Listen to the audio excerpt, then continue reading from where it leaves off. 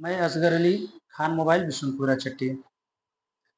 ज़रूरी सूचना ये है कि जो लोग भी एयरटेल पेमेंट बैंक का खाता खुलवाए थे, जिससे वे अपना फ़ोन पे, गूगल पे, पेटीएम वगैरह चला रहे थे, मगर कुछ दिनों से वे लोग उसका इस्तेमाल नहीं कर रहे हैं या उसका इस्तेमाल करना बिल्कुल ही बंद कर दिए हैं। जिसे 6 महीने से, साल भर से, 2 साल से या उसको यूज़ नहीं करना है, उन्होंने उसको बंद कर दिया है। फ़ोन पे चलाना बंद कर दिया है, लेकिन फ़ोन पे चलाना बंद कर देने से आपने जो एयरटेल पेमेंट बैंक का खाता खुलवाया था, वो बंद नहीं होता है। अगर साल भर, 2 साल के बाद उस खाते को दोबारा रीओपन कराते हैं या गलती से कोई उसमें पैसा भेज देता है, तो आपका पैसा होल्ड हो जाता है।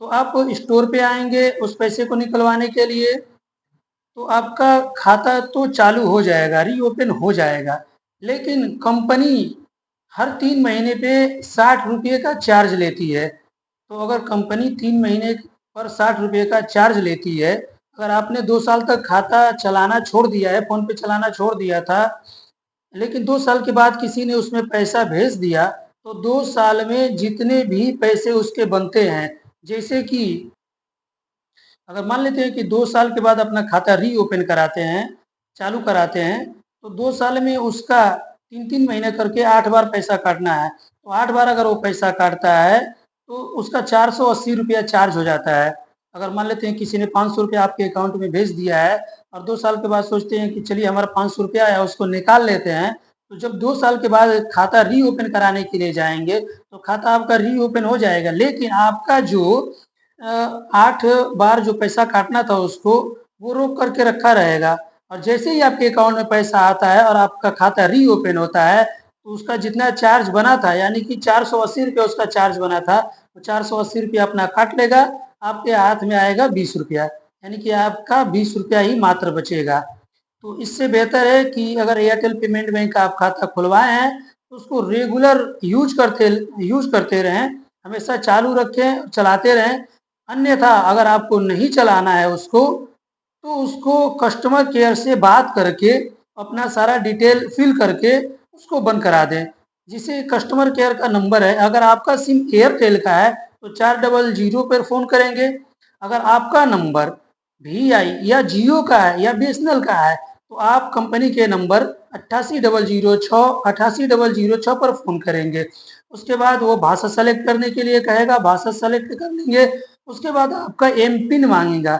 एम पिन होता है जिससे आप बैलेंस चेक करते हैं, जिससे आप पैसा भेजते हैं, उसी को एम पिन कहते हैं।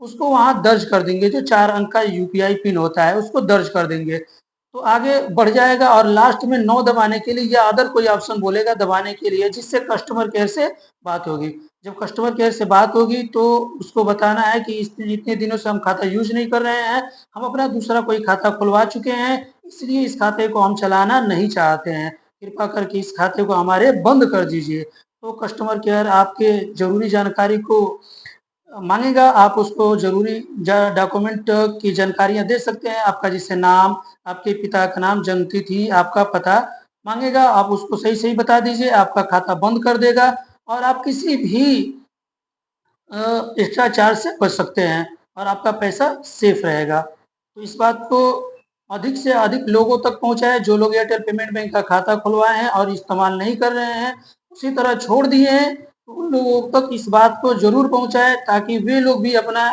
खाता या तो इस्तेमाल करें या तो कस्टमर केयर से बात करके उस खाते को बंद करा दें, ताकि फ्यूचर में चल कर के कोई भी परेशानी न हो। धन्यवाद।